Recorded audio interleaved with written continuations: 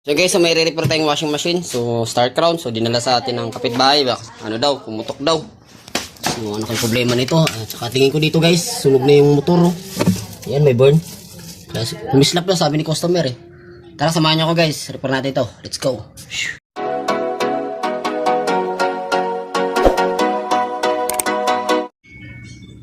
So what's up guys, so for today's video guys, welcome sa aking channel Astor TV and Ninja Fortis Vlog. So magre-repair tayo ng washing machine. Ayan, so tatak niya guys, start crown. So meron siyang 7.5. So ano guys, sabi ni customer pumutok daw. Ngayon ang nangyari guys, pumutok na siya. Naniwala pa siya sa kapitbahay na ang sabi ng kapitbahay, o wala lang yun, nag-spark lang, ay natuluyan na.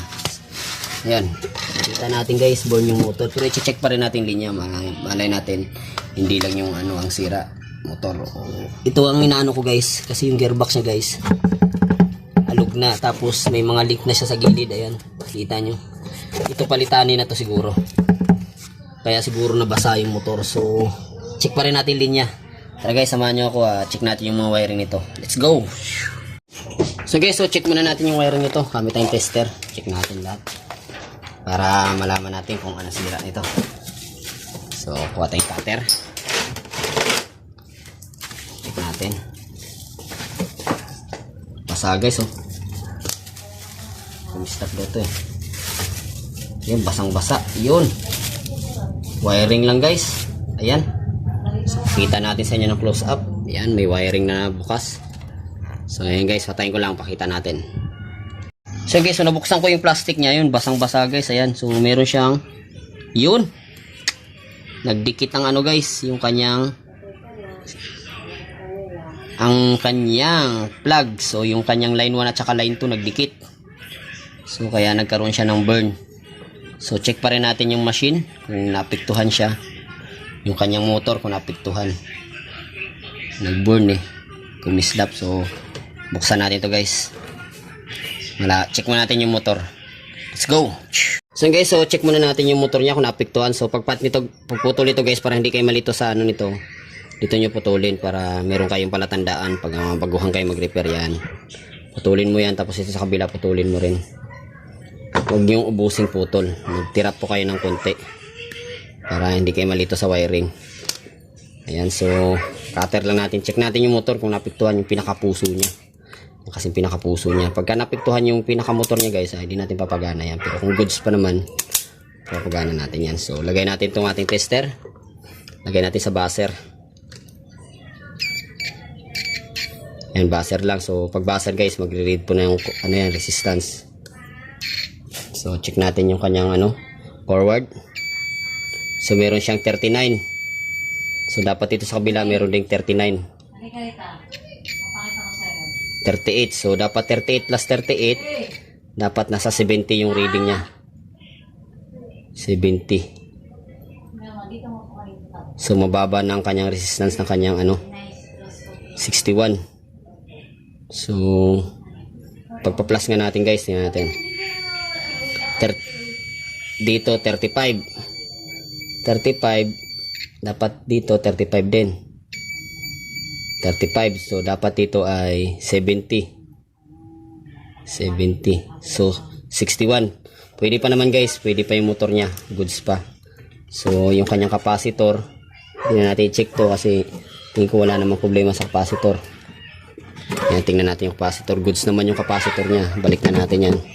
So okay lang yung motor niya guys. Ito talagang dahilan guys, nagdikit yung kanyang ito guys, oh, nagdikit ang kanyang line 1 at saka line 2, kaya nagkaroon ng spark. Ayan, so ibalik lang natin wiring yan, tapos papaganahin natin kung iikot siya.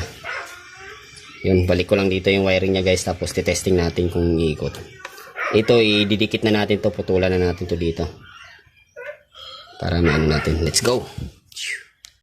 So guys, so naayos na natin yung wiring niya. So ito yung problema niya guys, ito yung kanyang line 1 at saka line 2 nagdikit. Ayan, yan ang problema, kaya nag-spark ang nangyari. Nang ganyan po yan guys. So ang nangyari, pumutok na. Sabi ni customer wala lang yun sabi ng kapitbahay niya. Ngayon pinaksak ulit, pumutok. So okay naman yung motor niya, yung kanyang chinik ko rin yung timer niya, okay naman. So ito guys, meron siyang mga langib-langib dito. So ayusin na natin yan, pero wala pa namang So testing natin guys, inayos na natin yung wiring. Tingnan natin kung gagana na siya. On natin timer. Guys, okay na. Okay na guys, so lagay muna natin yung belt, di pa pala nalagay yung belt. Guys, so okay na yung ginawa natin, lagay na natin yung belt, tapos inayos natin yung wiring nito guys, kasi ang dahilan guys, ito nag line 1 at saka line 2 nagdikit. So yan lang dahilan, kaya nag-spark siya. So hindi naman apektuhan yung ano guys, kasi meron tayong fuse. Buti hindi bumigay yung fuse. So anong nangyari guys, yun lang. Dahil sa line 1 at saka line 2 nagdikit. So testing na natin guys, so nakauna yung timer natin. So tingnan natin kung iikot na siya. Yan,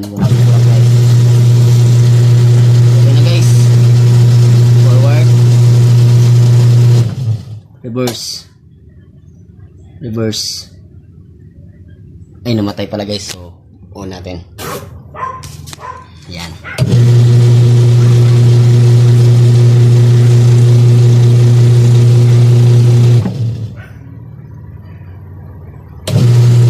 Okay na guys. So, good na yung ginawa natin. So, patayin ko lang guys.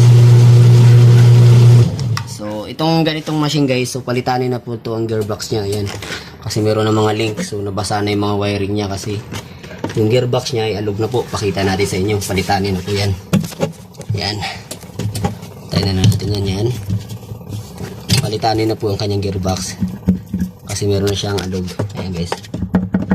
Ayan. Palitanin na rin dapat to, so sabihin na natin kay customer. Kaya nagkaroon siya ng basayan, meron na siyang mga lumilipad na mga ano sa gilid kasi may tagas na to. So, papalitanin na po yan. So, ayan. Dito na lang yung vlog ko, guys. So, sana matutunan kayo. Ang dahilan lang, guys, ito. Nagdikit lang po yung kanyang line 1 at saka line 2. So, inayos natin wiring. So, hanggang dito na lang yung vlog ko, guys. Star crown nga pala ang tatak nito, guys. So, saksan natin para makita nyo. So, ayan, guys. So, buo na yung ginawa nating washing machine, guys. So, Washmatic yung ano niya. So, Star crown washing machine. So, nangyari daw nag-spark. Ito lang yung dahilan guys. Nagdikit lang kanyang line 1 at saka line 2 na cord. So nagkaroon siyang spark. So nangyari pa guys. Alam niya nag-spark na. Sinaksak na pa rin. Nag-spark uli. So natakot yung customer. Kaya pinakonsulta niya sa akin. So ayun guys. So good na yung ano natin guys. Inayos na rin natin yung wiring nito. So testing natin guys. Yung nakalagay na rin yung belt. Kung good na yung ginawa natin. So saksak natin yung kanyang cord. Chinik ko yung motor niya. Good pa. Yung kanyang capacitor okay pa. Yung kanyang timer okay pa rin yung timer niya. So yun, titesting na natin guys kung good na yung ginawa natin. Pero bago ko ititesting guys, chinik ko muna lahat ng linya. So ito lang talaga ang dahilan. Nagdikit lang kanyang line 1 at saka line 2. So power na natin. Pakita natin sa inyo para good job tayo. So timer on. Iikot na po yan guys. Yan, forward. Forward. Reverse. Yun, okay na yung ginawa natin guys. So yun lang, yung dahilan lang yung kanyang wire nagdikit line 1 tsaka line 2. So palitanin na rin ng gearbox on. Okay na yung ginawa natin. So hanggang dito na lang yung vlog ko. Maraming salamat po. Subscribe kayo. TV and ingat kayo and God bless. Let's go.